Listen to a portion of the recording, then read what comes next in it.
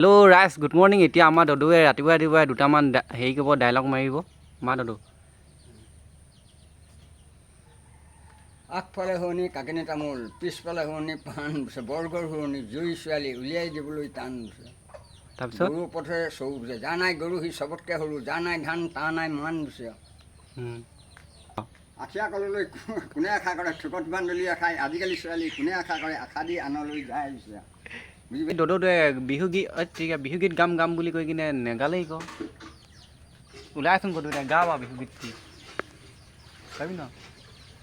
তামোলো নেখায়, নবহিও চকীত, অকল থিয় হৈ থাকে। লটং পটং কৰি আছে মোৰ এজনী, তুমি গ'লে দুজনীয়ে হ'ব, এজনীয়ে ৰান্ধিব এজনীয়ে বাঢ়িব, তিনি মিলি জুলি খাম। হেৰি মানুহ কোনটো আনিলে?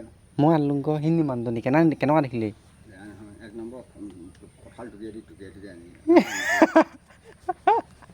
বৰকে দন নালাগিবি, তই একে ঠেলাই পেলাব তোৰ গা জুৰ আছে, দন নালাগিবি নহ'লো।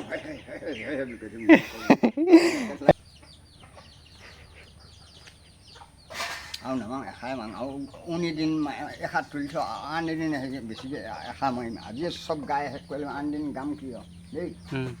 নমস্কাৰ ৰাইজ। আজি মানে আমাৰ গাঁৱৰ এজন বন্ধু আহিছে, মোৰ বন্ধু আমাৰ অনুপ কাই আহিছে। এইফালে মানে অকণমান কাম চাবলৈ আহিছে আৰু লগ পালোঁ এতিয়া তাৰ বহীখনতে মোৰ নামটো এণ্ট্ৰি কৰি ল'লোঁ। তাৰপিছত এতিয়া অনুপ কাই মানে এতিয়া আৱতৰীয়া হ'লেও মানে বিহুগীতটি গাই শুনাব। এতিয়া বিহুগীতটি আপোনালোকক আগত গাব, শুনিব কেনেকুৱা লাগে। যা নাচনি আমাৰে গাঁৱৰে চোন কাহিনী, তাৰপিছত নোৱাৰো ভাবিব নাচনি,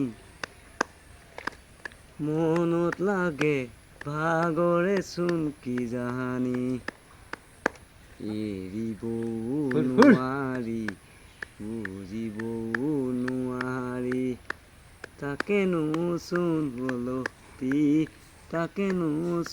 উলটি গ'ল। এতিয়া কি হ'ল কাকাই, দিনক দিনে মানে গৰমৰ উত্তাপ বাঢ়ি আহি আছে, হয় নহয়? ইমান টানকৈ ৰ'দ দিছে, আকৌ পটককৈ বৰষুণ দি দিয়ে, হয় নহয়? কি কণে মানে ৰ'দটো কাৰেণ্ট মানে পৰে পৃথিৱীটোতে।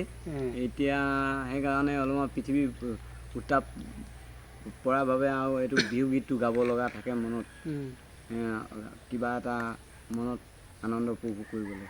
এতিয়া জুবিন গাৰ্গে এতিয়া মৰিলে, জুবিন গাৰ্গে ন্যায় পোৱা নাই। এতিয়া তাৰ ওপৰত কি বুলি ক'ব, কি মন্তব্য দিব জুবিন গাৰ্গৰ ওপৰত? জুবিন গাৰ্গটো আপোনাৰ এজন পূৰা মানে আপুনিতো মানে প্ৰাণ উজাৰি ভাল পাইছিলে। জুবিনৰ গানেই যেতিয়া শুনি থকা আপোনাক লগ পালেই, হয় নহয়?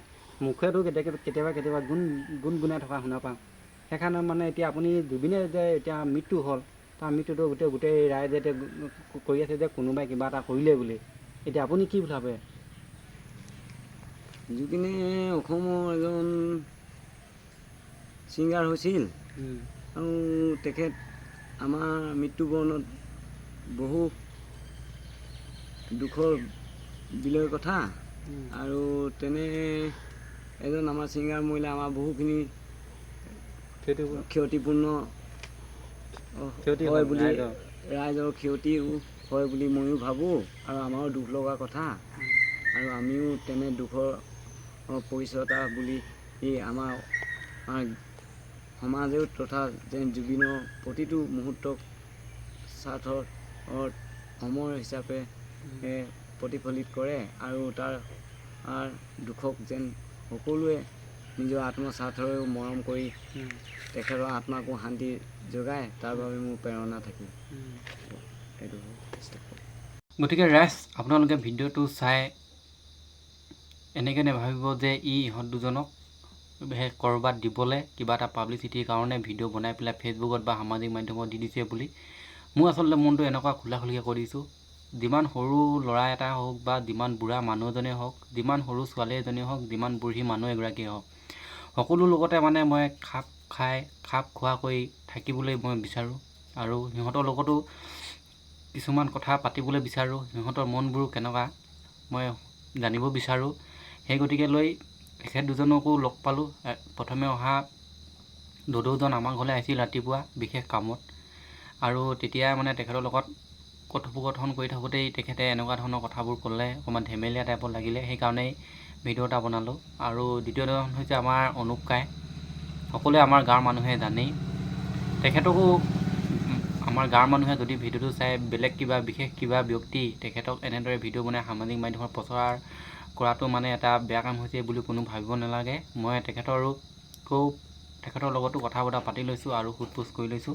তেখেতৰ ব্যক্তিগত কথা সেইটো কৰি পেলাই মানে তেখেতৰ মানুহজন সকলো মানুহৰে মনবোৰ বেলেগ বেলেগ।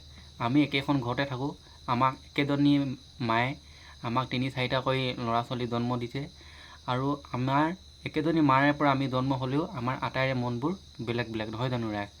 গতিকে এখন সমাজত বাস কৰা প্ৰত্যেক ব্যক্তিৰে বা প্ৰত্যেক মানুহৰে মনবোৰ বেলেগ বেলেগ হোৱাটো স্বাভাৱিক। সেইকাৰণে সকলো ব্যক্তিৰ লগতে বা সকলো মানুহৰ লগতে মই সমাজখনত খাপ খাই থাকিব বিচাৰোঁ আৰু সেই গতিকেলৈ এই ভিডিঅ'টো প্ৰস্তুত কৰিলোঁ। আপোনালোকে বিশেষ বেয়াকৈ নাভাবিব বুলি আশা প্ৰকাশ কৰিছোঁ আৰু যদি কিবা ভুল কৰি পালোঁ আপোনালোকে কমেণ্ট বক্সত জনাই দিব বুলি আশা কৰিলোঁ। ধন্যবাদ।